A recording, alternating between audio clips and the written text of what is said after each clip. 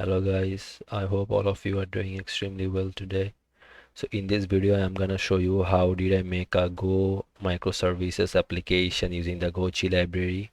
So for that, at first I just will switch on my Docker desktop and go to my browsers, and so here if I go to the repository, so this is the most recent microservice applications I have made, and this is also my first microservice application using Go.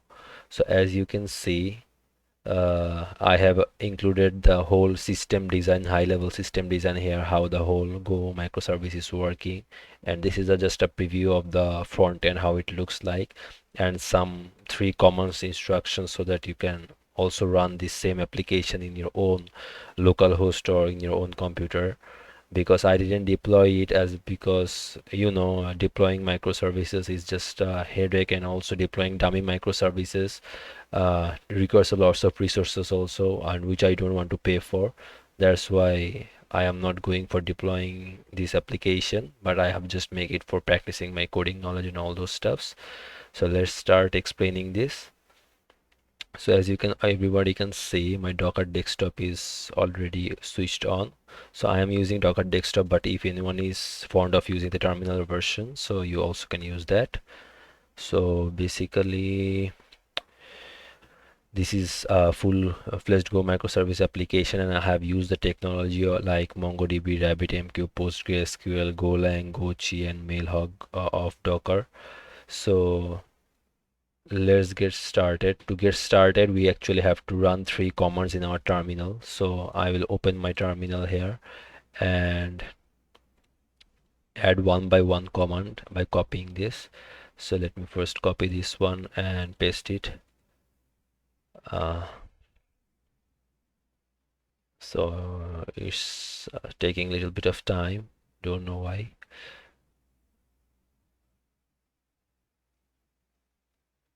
uh,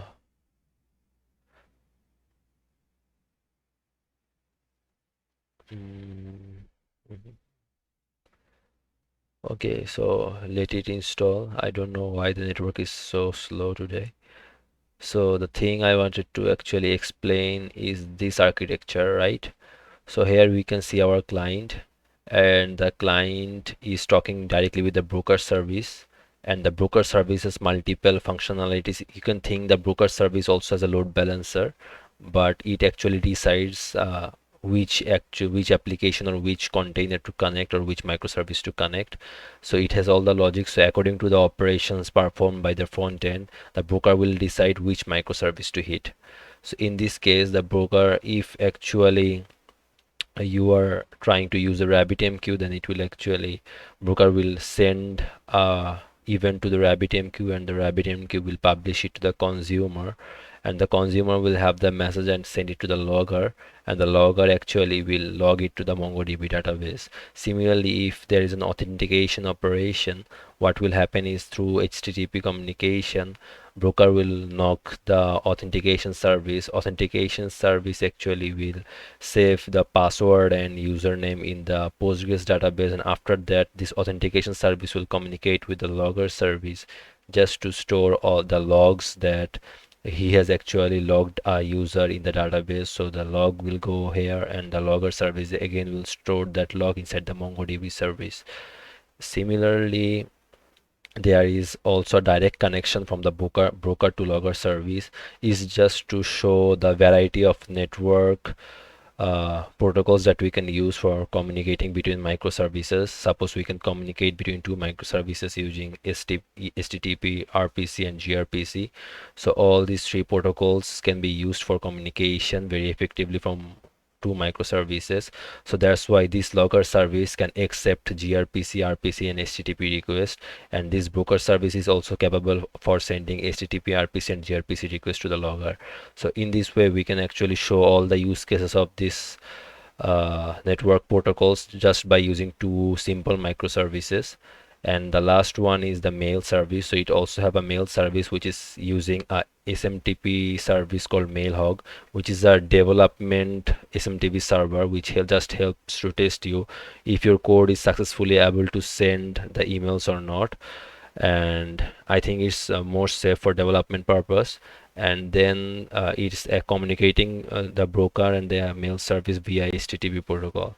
So that was the overall view of this whole microservice architecture. So just let's see if our, yeah, so our clone is done. So we will just cd into the repository, and after that what we are told is to copy this link and then paste it.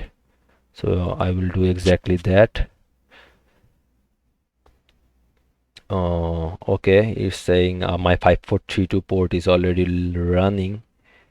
So what will I do is try to switch off my 5432 port and see where is my 5432 port. It's on 1135, so I will try to kill it, and then 1135,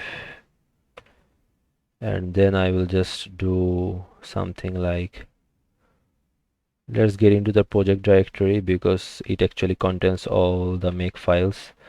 So I will use the make file instead of direct docker commands. So I am just downing all the services that I uploaded, and then I will actually upload all the services again to my Docker. So we are done with the setup. So what can we do right now is go to the dashboard, and we can see all our microservices under this project directory. And now what will I go to is visit the front end, and we can see our front end is right here. So we will start testing things. As we all know what how everything will communicate. So just let's keep this picture open and let's explain. So when you will hit the test broker service, it's giving hit the broker.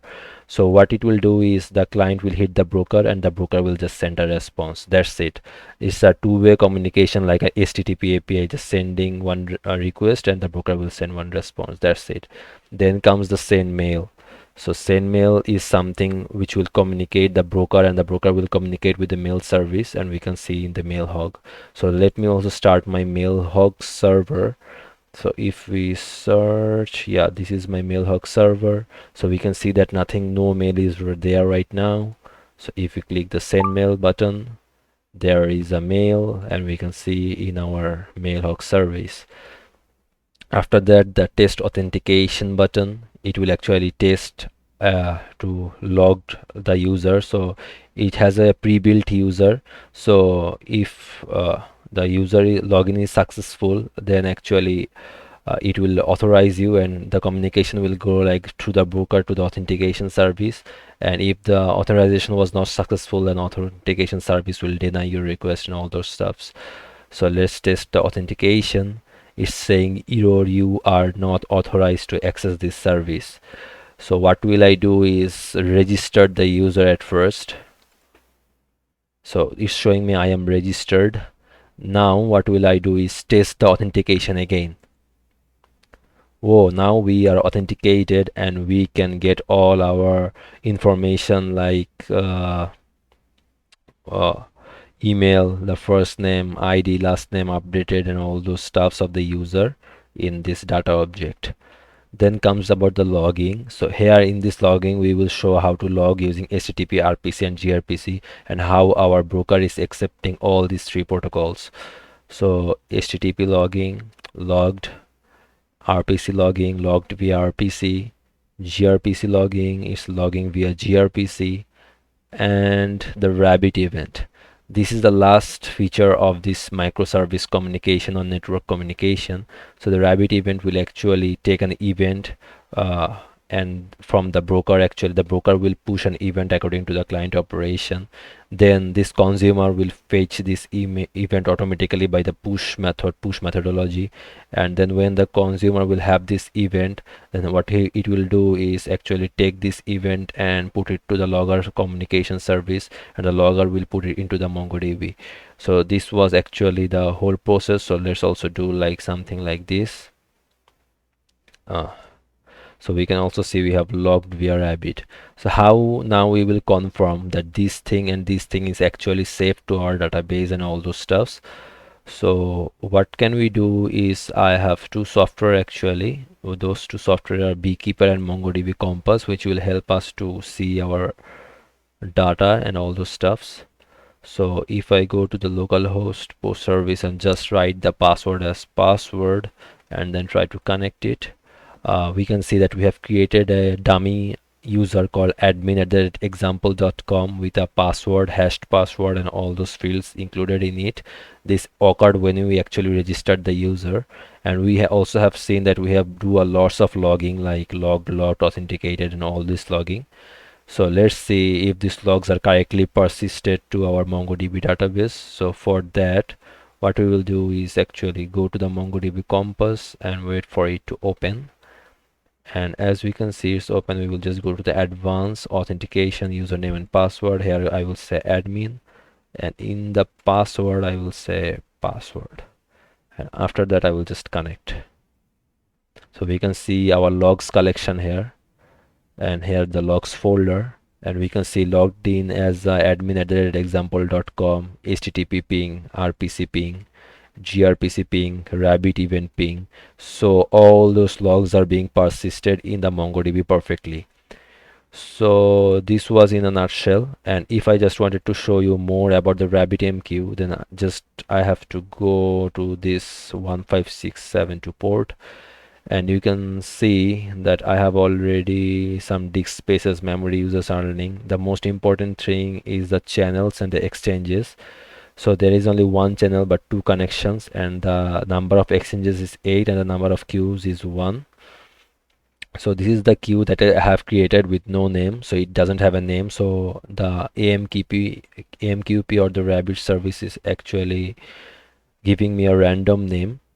And then there are exchanges. So logs topic, this is my exchange or which I have created for publishing the topic of the AMQP and or the RabbitMQ. And the connection has two connections. So one is the consumer, which always have an open channel, and another one is the sender or event trigger. So what it does is when it triggers an event, it actually generates one channel, send the event, and then again close that channel. So that's why it is very hard to see those channel created dynamically, because it is very fast, less than a millisecond. But maybe doing a time slip or something like that for delaying the process may be easy for showing this demonstration purpose, but we won't show that in this video. So this was the whole overview of this small microservice application that I made using Go. I hope you enjoyed the whole demonstration of this microservices and can feel how cool the microservice applications are. Thank you for watching. We will see you another day.